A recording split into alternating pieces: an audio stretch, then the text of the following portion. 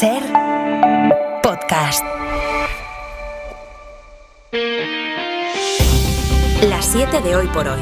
Ser podcast. Hola, muy buenos días. Al menos 82 personas, entre ellas cerca de una treintena de niños, han muerto en las inundaciones del estado de Texas de este fin de semana, la mayoría en el pequeño estado de Kerr, de menos de 50.000 habitantes. Las fuertes lluvias torrenciales provocaron el desbordamiento del río Guadalupe, llevándose todo a su paso, árboles, coches e incluso casas enteras. Las inundaciones dejan alrededor de 40 desaparecidos, entre ellos 10 niñas que estaban en un campamento de verano a las orillas del río. Las autoridades advierten de que todavía hoy se esperan nuevas tormentas. El presidente Trump ha decretado el estado de desastre, pero todavía no se ha desplazado a la zona. Corresponsal en Washington, Sara Canals, buenos días. Buenos días. Mientras continúan las tareas de rescate en el río Guadalupe, el gobernador de Texas, el republicano Greg Abbott, promete dedicación total para seguir buscando a las niñas desaparecidas del campamento Mystic en el condado de Kerr. 100% dedicated, searching for every single one of the children. Y entre tanto, hora tras hora, salen a la luz historias desgarradoras, como la de este padre de familia que se sacrificó para salvar a los suyos. He looked at me and the kids and my mother-in-law and he was like, "I'm sorry, I'm not going to make it. I love y'all." O casos esperanzadores, como el de esta niña a quien salvaron tras pasarse 3 horas flotando sobre un colchón. Se trata además de la primera tragedia natural a la que le toca hacer frente al presidente Donald Trump, y la oposición le reprocha sus drásticos recortes a cientos de meteorólogos del Servicio Nacional o también a funcionarios del departamento que estudia estos fenómenos. La prensa le ha preguntado si cree que debería volver a contratarlos, a lo que Donald Trump se ha limitado a decir que no lo sabe, que seguramente no, y rehúye cualquier responsabilidad,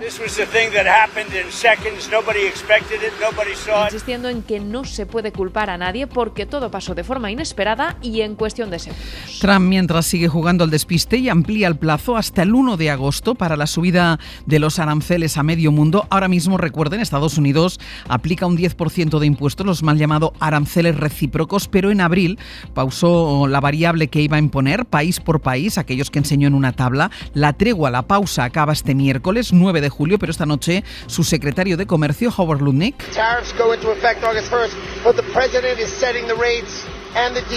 ha confirmado que no entrarán en vigor hasta el primer día de agosto, pero añade que Trump está cerrando los detalles con los países afectados. Ángel Villascusa, buenos días. Buenos días. En los próximos días ha dicho el presidente de Estados Unidos que va a enviar cartas a los diferentes países para informarles de esos nuevos aranceles, pero virtualmente la decisión da más margen para seguir negociando.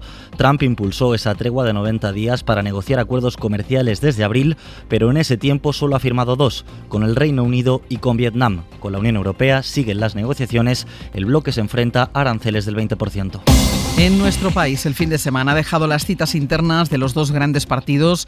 Este domingo, Alberto Núñez Feijóo ha sido reelegido como presidente del Partido Popular, donde se ha presentado como la única alternativa a Sánchez. Se ve como presidente del gobierno y da ya por agotada la legislatura. Su intención, dice, es gobernar en solitario, aunque no cierra la puerta a Vox. Vamos a establecer un cordón sanitario a Vox como nos pide la izquierda. No. Vox es la tercera fuerza política de este país. Sus votantes merecen un respeto y yo no estoy dispuesto a arrinconarle. Tampoco se ha cerrado a pactos puntuales con el PSOE, que no con el sanchismo, ha dicho, ni con los nacionalistas. Feijóo ha defendido acuerdos con todos, salvo con Bildu, siempre dice, dentro de la Constitución. El presidente del PP también ha dado las líneas maestras de su hipotético gobierno. Entre sus prioridades, acabar con lo que llama un infierno fiscal, apoyar a las familias o limitar la inmigración ilegal. El Congreso del PP termina con un Miguel Tellado reforzado que confirma el endurecimiento del discurso del partido, a pesar de que Feijóo había proclamado una supuesta moderación. Otra de las muestras de esta línea dura está en plena sintonía que ha demostrado Isabel Díaz Ayuso con el líder popular. ¿Cuántas dificultades y cuántas trampas no habrán dejado? ¿Qué valentía hay que tener para ponerse al frente de este morlaco en este momento? Por eso te vamos a acompañar. El PP y el PSOE reúnen esta mañana sus dos nuevas direcciones tras los cónclaves de este fin de semana, con la vista puesta en el pleno monográfico del miércoles centrado en el caso Cerdán. Así empieza la semana, es lunes, es 7 de julio. Hoy por hoy noticias. Ser Podcast. El PP vio la oportunidad de un congreso tranquilo en estos días, el PSOE la necesidad de ahí que también celebrara su cita interna este fin de semana. Hoy la valenciana Rebeca Torrós se estrena en la Ejecutiva al frente de la Secretaría de Organización después del Comité Federal del sábado. Ante los suyos, Pedro Sánchez volvió a pedir disculpas y defendió que el partido ha actuado. Anunció además una batería de medidas para evitar que casos como los que afectan a sus dos últimos secretarios de organización vuelvan a ocurrir. El comité se vio afectado además por un nuevo conato de crisis porque Francisco Salazar, uno de los elegidos para la Ejecutiva, tuvo que renunciar después de las acusaciones de acoso por varias compañeras del partido. En su discurso del sábado, Sánchez se comprometió a seguir en el gobierno para continuar con la agenda social. Los socialistas creen que sale reforzado, pero ahora toca convencer a sus socios en ese pleno monográfico sobre el caso Cerdán del miércoles. Una tarea que va a ser complicada porque para los socios el relevo en la cúpula del PSOE o la batería de medidas para atajar la corrupción interna no son ni de lejos suficientes. En el pleno del miércoles está previsto que Sánchez proponga más iniciativas, pero ante todo la sesión va a ser una especie de termómetro para medir el apoyo con el que cuenta en el Congreso. Aunque todos han rechazado apoyar una hipotética moción de censura, ni siquiera su socio de la coalición, Sumar, ve suficiente lo que los socialistas han hecho hasta ahora. Ana Fernández Vila, buenos días. ¿Qué tal? Buenos días. Sumar aguarda con gran preocupación a la comparecencia de Sánchez del miércoles tras un comité federal del PSOE que ni mucho menos ha calmado su malestar por el inmovilismo y la falta de medidas contundentes que llevan días denunciando por parte de sus socios. Creo que están en estado de shock y que tienen que tomar medidas. Con resistir no es suficiente. Y tratar de alargar una legislatura sin hacer nada de forma agónica, como está demostrando el Partido Socialista, que está en los últimos días completamente bloqueado, no va a ser una solución. Eran los avisos de Yolanda Díaz y Ernest Urtasun a lo largo del fin de semana. Sumar sigue elevando la presión para lograr que Sánchez atienda sus propuestas y ya avisan de que no van a parar. Proponen, por ejemplo, una agencia independiente contra la corrupción con capacidad para investigar, sancionar, colaborar con la Fiscalía y recibir denuncias anónimas, y también inhabilitar 20 años a las empresas corruptas para contratar con la administración pública. La primera fase de la operación salida de la DGT para este verano ha dejado al menos 7 personas muertas en las carreteras. Son muchas menos que el año pasado. En el mismo periodo de 2024 murieron 21 personas. Mariola Lourido. La primera operación salida del verano se ha cobrado la vida de al menos 7 personas en las carreteras en 7 accidentes mortales, según el balance provisional de la DGT desde el viernes hasta las 8 de la tarde de ayer domingo. Para este fin de semana, Tráfico calculó unos 4.700.000 desplazamientos. La primera fase del verano pasado fue mucho más trágica, con 21 muertos. La DGT ha informado también de los resultados de su última campaña específica de vigilancia, la realizada a finales de junio en los tramos de carreteras en obras. Solo el 10% de los conductores respetó los límites de velocidad y las restricciones establecidas. Fueron denunciados más de 14.000. El primer ministro israelí Benjamin Netanyahu está a punto de aterrizar en Washington, donde se va a reunir este lunes con el presidente de los Estados Unidos, Donald Trump, en la Casa Blanca. Toda la atención está puesta en ese posible alto el fuego en Gaza, cuando acaban de superarse los 57.000 palestinos asesinados. Trump ha dicho que espera que la tregua de 60 días se formalice esta misma semana, después de que la pasada anunciase por sorpresa que Israel iba a firmarla. Hasta ahora Netanyahu ha evitado apoyarla abiertamente. Desde Jerusalén informa para la SER Nuria Garrido. Buenos días. ¿Qué tal? Buenos días. El acuerdo de alto el fuego en Gaza va a marcar el que será ya el tercer encuentro entre Donald Trump y Netanyahu en Washington desde el regreso del republicano a la Casa Blanca. Pero como también apuntan medios israelíes, estará encima de la mesa el plan posbélico para un enclave palestino arrasado por las bombas israelíes desde hace ya más de un año y medio. Netanyahu quiere garantizar que tras este acuerdo Hamas no tendrá ningún poder militar ni político en la franja de Gaza, pero tampoco quiere que lo asuma la Autoridad Nacional Palestina, que, recordemos, ahora gobierna en la Cisjordania ocupada. Quiere que recaiga en manos de otro país árabe. De hecho, si algo quiso resaltar ayer antes de subirse al avión estatal, es que espera que la conversación con Trump les ayude, dijo, a avanzar con el resultado que todos desean. De momento, la ronda de negociaciones indirectas que se han llevado a cabo en las últimas horas en Doha han acabado sin avances significativos. Hamas pide la entrada de más ayuda humanitaria, concretamente el ingreso de entre 400 y 600 camiones, y también mecanismos y fechas claras de cómo se van a retirar las fuerzas israelíes de todo el enclave palestino. Hoy por hoy noticias. Ser Podcast. Los BRICS, los principales países emergentes del mundo, han comenzado una cumbre descafeinada en Río de Janeiro a la que no asisten ni el presidente de China, Xi Jinping, ni el ruso, Vladimir Putin. El país anfitrión, Brasil, ha propuesto que el comercio dentro del bloque deje de hacerse en dólares y Donald Trump ya ha amenazado con más aranceles. El presidente brasileño Lula da Silva también ha criticado el aumento del gasto en defensa al que se ha comprometido en la OTAN. Desde América Latina informa para la SER Berta Raventós. Buenos días. Buenos días. Con la ausencia de Vladimir Putin y Xi Jinping, los líderes de las potencias emergentes del mundo han discutido sobre la creación de una moneda propia para que el comercio entre sus países deje de depender del dólar.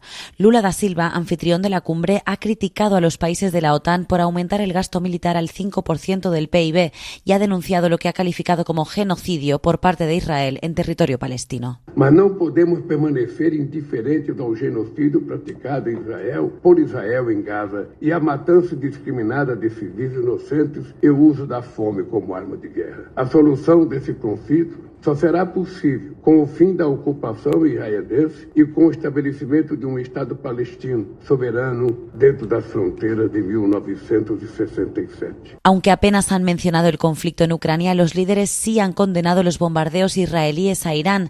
Sin embargo, gran parte de la discusión de este domingo ha girado alrededor de la guerra comercial iniciada por Donald Trump. Los BRICS representan el 48% de la población y el 21% del comercio del mundo. En ese sentido, se han reafirmado como garantes de un sistema de comercio multilateral más justo e inclusivo para las economías emergentes que ayude a equilibrar el escenario internacional.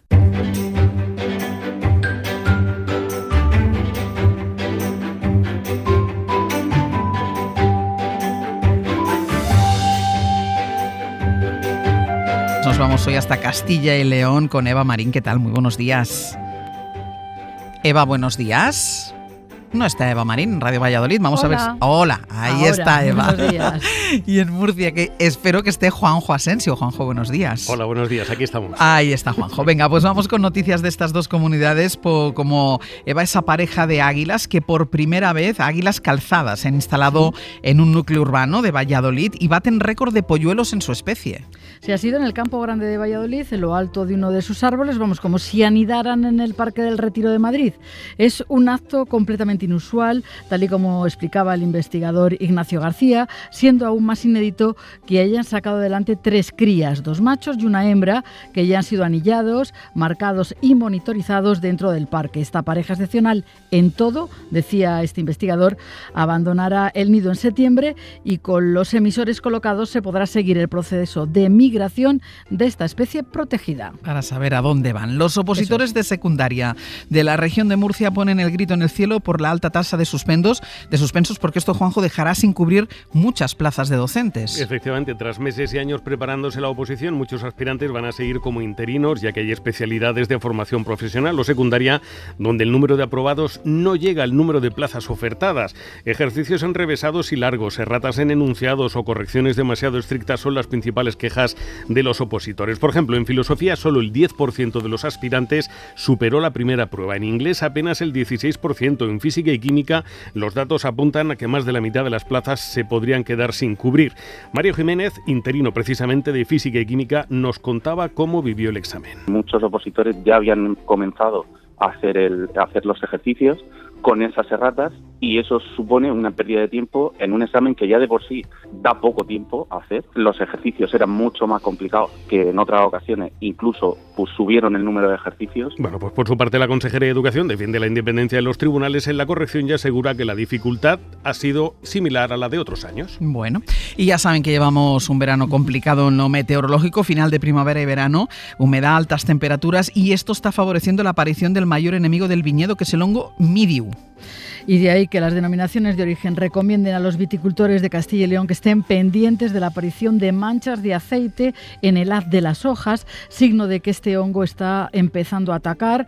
Hay que estar alerta, pero sin crear alarmas, es lo que dice Alberto Tobes, del Consejo Regulador de Ribera de Duero. Sin embargo, desde organizaciones agrarias como Asaja consideran que estamos en la peor crisis por esta enfermedad en los últimos 30 años. Pues toca vigilar los viñedos. Eva, Juanjo, gracias. Un abrazo. Hasta luego. Y vamos ya con nuestra recomendación cultural para empezar el día. Hoy repasamos con Raquel García las propuestas del Festival de Teatro Clásico de Mérida. El Teatro Romano de Mérida vuelve a llenarse de los textos milenarios de Eurípides y de Sófocles, de grandes personajes como Hécuba e Ifigenia, que nos hacen reflexionar sobre la condición humana, que nos hablan de justicia, de trascendencia, de amor y de venganza. En esta edición, la 71, con propuestas tan interesantes como la versión de Electra que protagoniza María León, con dirección de Lautaro Perotti y textos de Eduardo Galán. A mí lo que me conmovió de la versión de Eduardo, sobre todo tenía que ver con historia de mujeres, Electra y su madre. Son mujeres que están condenadas, juzgadas y condenadas. Todos desaprobamos lo que hacen para resolver sus problemas. O el musical Cleopatra enamorada, con Natalia Millán y Alex O'Doherty poniendo voz a la historia de amor de Cleopatra y Marco Antonio. Aporta canciones y aporta, bueno, es una interpretación un poco libre de la historia de Marco Antonio y Cleopatra, hecha por Florian, muy bien, por cierto, y partimos de un texto muy bien escrito, una historia muy concreta, además. En la edición de este año podremos ver a Lluís Omar como Adriano o a Isabel Ordaz y Mina El Hamani como las troyanas. Hasta el 30 de agosto, y no solo en Mérida, como en ediciones anteriores, habrá representaciones del festival en teatros de Madrid, Medellín y Regina. Para no perderte ningún episodio, síguenos en la aplicación o la web de la SER, Podium Podcast o tu plataforma de audio favorita.